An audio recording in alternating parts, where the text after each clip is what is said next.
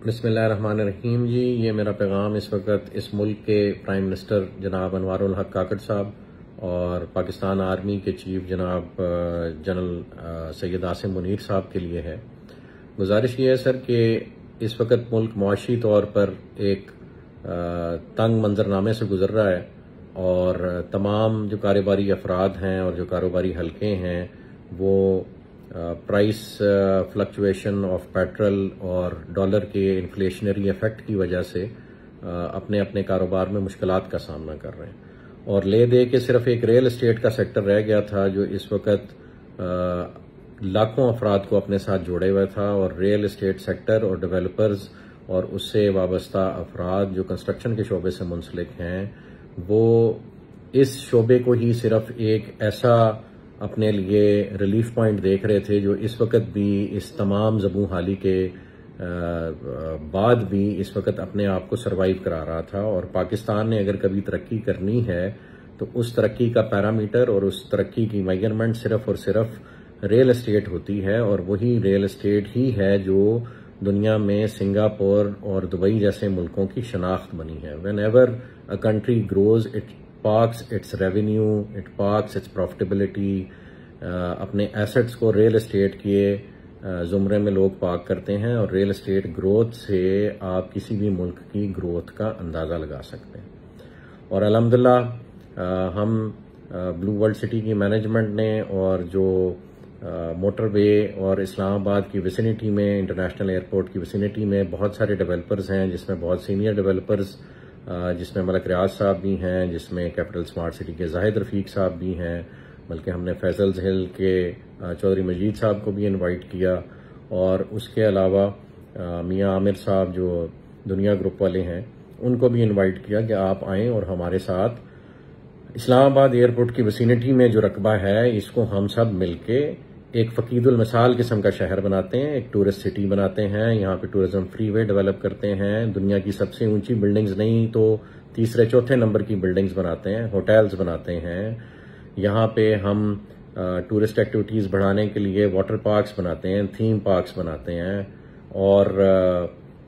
दुनिया की सबसे बड़ी मस्जिद यहाँ पे डेवलप करते हैं और बहुत सारे ऐसे टूरिस्ट स्पॉट्स जो पूरी दुनिया में मशहूर हैं उनको यहाँ पे उनको इंस्पिरेशन लेते हुए यहाँ पे रेप्लिकेट करते हैं। तो ये इस किस्म का एक शहर डेवलप हो सकता है, एक प्रोडक्ट डेवलप हो सकता है जो ये अहलियत रखता है कि वो इस मुल्क का कर्जा उतार सकता है। ये कोई गलत कैलकुलेशन नहीं है जी, ये 8-10 लाख कनाल का जिस वक्त शहर आबाद होगा तो ये कैपेसिटी रखता है कि ये पूरी दुनिया से इन्वेस्टमेंट को अट्रैक्ट करेगा। और आपकी जो 25 करोड़ की आबादी है, क्या इसमें 12-13 लाख लोग भी ऐसे नहीं हैं जिनके पास लाख लाख डॉलर का सरमाया इस मुल्क से बाहर पड़ा हो? जिस वक्त आप अपने अदारों के थ्रू ये इन्वेस्टिगेशन करेंगे तो आपको बहुत सारे मनी रिजर्व्स जो विद इन द कंट्री मिल रहे हैं। तो विद इन द कंट्री अगर इतना कुछ हो सकता है तो आउटसाइड द कंट्री तो मैं समझता हूँ इससे 10 गुना, 20 गुना, 100 गुना ज्यादा माल आप बरामद कर सकते हैं। लेकिन डंडे के जोर पे कभी भी कोई मुल्क नहीं चला और ये सिर्फ पॉलिसीज ही हैं जो आप बनाने की कोशिश कर रहे हैं जो इस मुल्क को चलाएंगी। और इस शहर का आबाद होना जो इस्लामाबाद एयरपोर्ट की विसिनिटी में है, जिसमें तमाम सारे बड़े डेवलपर स्टेक होल्डर्स बन रहे थे, इवन ये कि हम डीएचए को यहाँ पे रकबा ऑफर कर रहे थे और डीएचए यहाँ आ रहा है, अगर ये सब मिलकर एक शहर बनाते हैं तो आर्मी चीफ साहब और काकड़ साहब इस मुल्क का कर्जा उतारना कोई मुश्किल नहीं है। मैंने काकड़ साहब का बयान सुना है, हाउसिंग सोसाइटियों को वो एक गलत परसेप्शन से देखते हैं और काकड़ साहब मुल्क से बाहर जाने को कोई मसला नहीं समझते। जनाब वजीर आजम साहब, ये बहुत बड़ा मसला है। अगर 30-40 साल के लिए आपका जो ब्रेन ड्रेन हो जाएगा तो फिर वो वापसी पे उनके बच्चे भी यहाँ आना पसंद नहीं फरमाएंगे, स्पेशली जिस तरह की परसेप्शन इस मुल्क की और अदारों की डेवलप होती जा रही। तो वाहिद अगर आपके पास कोई वापसी का रास्ता है तो वो अफराद रास्ता है जो इस मुल्क में डेवलपमेंट करने की कोशिश कर रहे हैं। और अल्हम्दुलिल्लाह अल्लाह पाक के फजलो करम से अल्लाह पाक की रजा के लिए हम समझते हैं कि अल्लाह पाक ने हमें इस काम पे मामूर किया है कि हम इस मुल्क की तरक्की और तमद्दुन के लिए काम करें और अपने अदारों के बाजू बनकर काम करें। हमें फख्र है अपनी पाक फौज पे और हम जो पाक फौज शहादतें लेती है इस मुल्क के दफा के लिए, हम समझते हैं कि किसी भी सियासतदान का या किसी भी ब्यूरोक्रेट का या किसी भी अफसर का या किसी भी प्राइवेट इंडिविजुअल का ये समझना कि अगर पाक फौज को हम कट डाउन टू साइज करें तो फिर ये मुल्क बचा रहेगा तो ये उनकी खाम ख्याली है। अगर आज तक ये मुल्क बचा हुआ है और आज तक सरवाइव कर रहा है तो इसमें मेन कलीदी किरदार अल्लाह की रजा के बाद, आप सल्लम की दुआओं के बाद, आप सल्लम की अहादीस की रोशनी में सिर्फ और सिर्फ पाक फौज वो अदारा है जो इस मुल्क की सालमियत, ग्रोथ और यूनिटी का बायस बना हुआ है। हमें इसमें कोई शक नहीं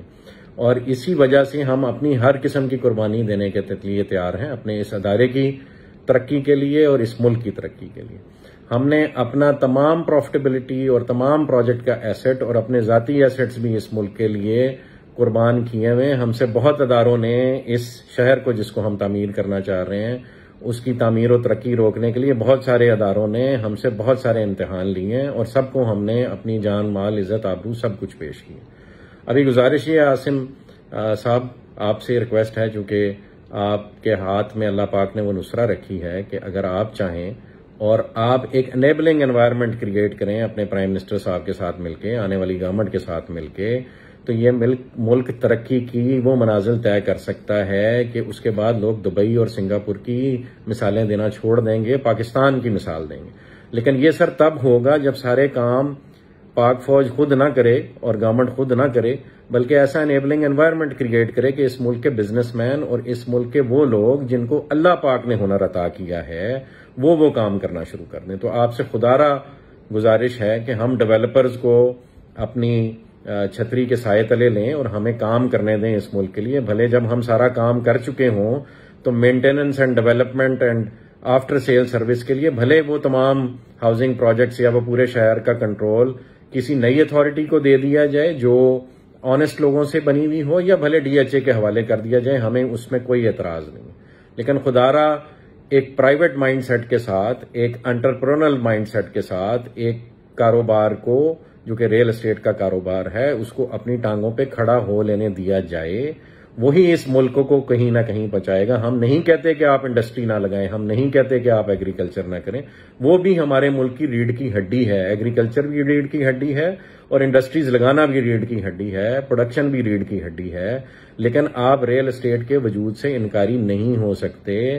जितनी भी दुनिया में तरक्की हुई है वो अल्टीमेटली रियल एस्टेट के थ्रू रिफ्लेक्ट करती है। May it be hoteling, may it be tourism और may it be even agriculture, ultimately उसका सारा सरमाया आके आपके रियल एस्टेट में पार्क होता है। और जितनी भी बिल्डिंग्स डेवलप होती हैं वो तमाम अलाइड इंडस्ट्रीज को सपोर्ट करती हैं और तमाम जो तरक्की डिफरेंट अदारे करते हैं उन्होंने भी अल्टीमेटली आके किसी बिल्डिंग में रिजाइड करना होता है। वो भले हॉस्पिटल्स हों, वो भले आपके होटल्स हों, वो भले एयरपोर्ट हों, तो ultimately it is real estate जिसने डेवलप होना। और अगर आप दुबई के फॉर्मूले को फॉलो करें और इस्लामाबाद इंटरनेशनल एयरपोर्ट को दुबई के एयरपोर्ट की तर्ज पे चलाना शुरू कर दें और वहां पे टूरिज्म लैंड करना शुरू कर दे और उससे मुंसलिक एक शहर हो जिसमें दुबई की तर्ज की तमाम कैपेबिलिटीज अवेलेबल हो, तो क्यों आपके पाकिस्तानी अपना वो लाख लाख $2-2 लाख पाकिस्तान में वापस नहीं लेके आएंगे? वो यहां पे प्रॉपर्टी लेना अपने लिए बायसे फख्र समझेंगे। और अगर $2-4 लाख में टर्की अपनी नेशनलिटी दे सकता है तो पाकिस्तान भी नेशनलिटी दे सकता है। आप तमाम अपने चेक्स एंड बैलेंसेस क्रिएट करें जिससे आप ये इंश्योर करें कि यहाँ पे कोई नेगेटिव फर्द ना आए, कोई नेगेटिव एक्टिविटी ना हो। हम वैसे भी तो बहुत सारे लोगों को इस मुल्क में आने देते हैं, कोई एम्बेसीज के थ्रू आता है तो कोई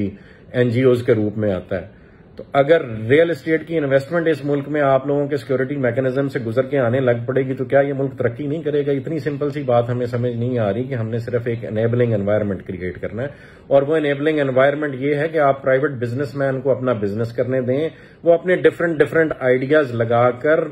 तरक्की की मनाजिल तय करने में आसानियां पैदा करे कारोबार में। सारा काम ना गवर्नमेंट कर सकती है, ना सारा काम फौज कर सकती है,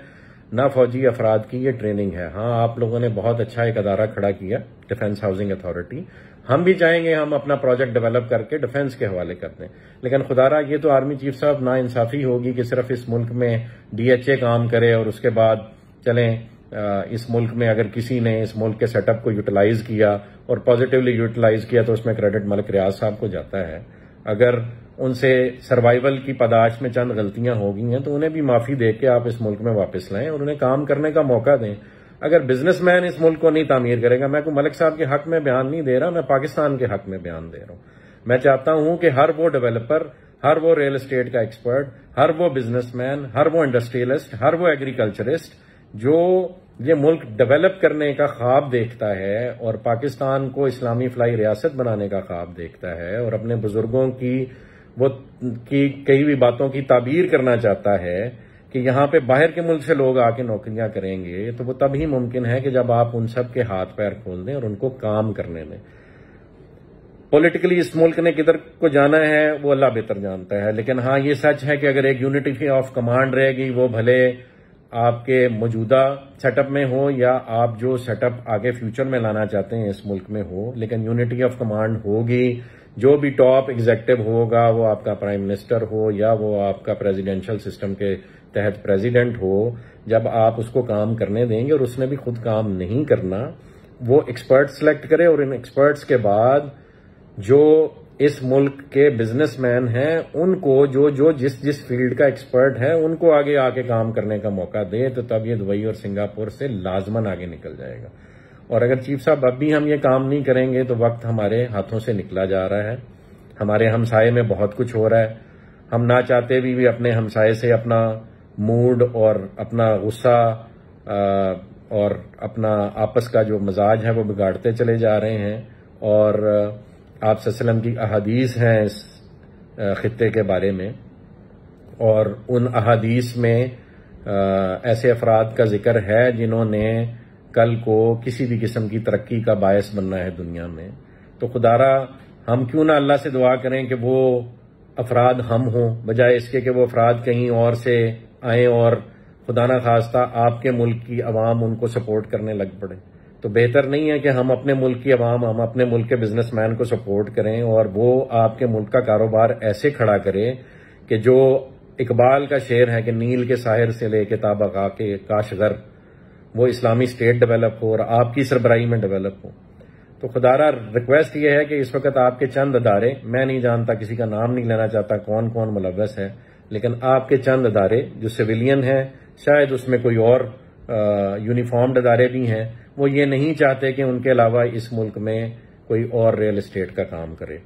आपसे रिक्वेस्ट है कि ये अगर हमारी गलत फहमी है तो ये दूर की जाए और प्राइवेट डेवलपर्स को आपके सिविलियन अदारे सपोर्ट करें। और वो एक शहर नहीं, पाकिस्तान में कई शहर बनने की कैपेसिटी है और पाकिस्तान के नेचुरल रिसोर्सेज इतने हैं कि वो यूटिलाइज हों तो it can become a super power in a matter of 5 to 6 years। All you have to do is provide them with an enabling environment. मेरी आर्मी चीफ साहब आपसे रिक्वेस्ट है, काकड़ साहब आपसे रिक्वेस्ट है, अपने अदारों को लगाम दीजिए। उन्होंने एक तूफान बदतमीजी खड़ा किया हुआ है। जितने रियल एस्टेट से मुंसलिक अफराद स्पेशली पिंडी और इस्लामाबाद में थे, वो किसी न किसी एजेंडे के तहत वो इस वक्त जो है वो जुल्म जबर और बर्बरियत का शिकार हैं और उनको डिफेम करने की कोशिश की जा रही है। आप हमारा शहर आके देखें, हमने ऐसा शहर डेवलप किया जो आज तक DHA नहीं सोच सका और जो आज से पहले बड़े डेवलपर्स भी यहाँ नहीं सोच सके। वो अल्लाह के फजलो करम से उनकी शागिर्दी में, हम समझते हैं आप लोग भी हमारे उस्ताद हैं, जो प्राइवेट डेवलपर्स पहले इस मुल्क में काम कर रहे हैं वो भी हमारे उस्ताद हैं। हमने उसकी शागिर्दी में, उनकी शागिर्दी में एक अच्छा स्टूडेंट होने का सबूत देने की कोशिश की है और एक ग्रोथ और डेवलपमेंट का सफर शुरू किया हुआ जिसका हम चाहेंगे आप सब हिस्सा बने। मैं आर्मी चीफ साहब से रिक्वेस्ट करूंगा हमारा प्रोजेक्ट विजिट करें, ब्लू वर्ल्ड सिटी को विजिट करें, कैपिटल स्मार्ट सिटी को विजिट करें, फैसल हिल्स को विजिट करें, इस पूरे इलाके को विजिट करें, इस्लामाबाद एयरपोर्ट की विसिनिटी विजिट करें। यहाँ पे ऐसा फकीदुल मिसाल शहर बनाया जा सकता है आर्मी चीफ साहब जो आपके मुल्क का कर्जा उतार सकता है। हमें दर दर भीख मांगने की जरूरत नहीं है, हमें टर्की जाके बदनाम होने की जरूरत नहीं है, हमें इवन अपने दोस्त मुल्कों से भी भीख मांगने की जरूरत नहीं है। हम उनके सरपरस्त बन सकते हैं, हम उनके बाजू बन सकते हैं, हम मक्का और मदीना की रियासत के बाजू बन सकते हैं, उसकी ऑफ शूट बन सकते हैं। खुदारा हमें अपने पैरों पे खड़े हो लेने दीजिए, इन अदारों को लगाम दीजिए इससे पहले कि बहुत देर हो जाए। इस वक्त RDA ने और डिस्ट्रिक्ट काउंसिल ने और दीगर अदारों ने, जिसमें आपके कमिश्नर शामिल हैं और आपके रावलपिंडी पुलिस के सीनियर ऑफिसर शामिल हैं, उन्होंने एक ऑपरेशन शुरू कर रखा है जो तमाम रियल एस्टेट सेक्टर और तमाम हाउसिंग सोसाइटीज को जितनी उन्होंने मेहनत की है उस पर पानी फेर रहा है, उन्हें मजबूर कर रहा है कि वो खुदारा इस मुल्क से खायफ हो जाएं। लेकिन अल्लाह की कसम, अल्लाह ने हमें बनाया है इस मुल्क की तरक्की के लिए, हमें अल्लाह ने बुलाया है दीन इस्लाम की सरबरंदी में अपना किरदार अदा करने के लिए और वो हम अपने खून के आखिरी कतरे तक इंशाल्लाह निभाएंगे। हम किसी अदारे से नहीं लड़ेंगे, हम पाक फौज को भी हमेशा सैल्यूट और सलाम करेंगे। हम तमाम अपने असासे, अपने जाती असासे और अपने कारोबारी असासे भी इस पाक फौज पे और आपकी डिफेंस हाउसिंग अथॉरिटी पे भी कुर्बान करते हैं। हमें अपना मजदूर बना लें, लेकिन खुदारा इस मुल्क को डेवलप तो होने दें, हमें काम तो कर लेने दें। सिर्फ इतनी सी गुजारिश है आर्मी चीफ साहब, खुदारा इनको लगाम दीजिए, नहीं तो ये सबको आपसे खाइफ कर देंगे और किसी मुल्क को हम पे हमला करने की जरूरत नहीं पड़ेगी। ये काम हम खुद ही कर लेंगे। हम एक खुदकुश हमला करने की तरफ जा रहे हैं, बहुत स्पीड से जा रहे हैं, नहीं रोका गया तो दुश्मन अपने मकासद में कामयाब हो जाएगा और अल्लाह को भी हम मुंह दिखाने के काबिल नहीं रहेंगे, ना इस दुनिया में ना आखिरत में। जज़ाकल्लाह खैर। खैर की उम्मीद है और उम्मीद है इस पैगाम से आप वो पॉजिटिव वाइब लेंगे जो हम देने की कोशिश कर रहे हैं। जज़ाकल्लाह खैर जी, वस्सलाम।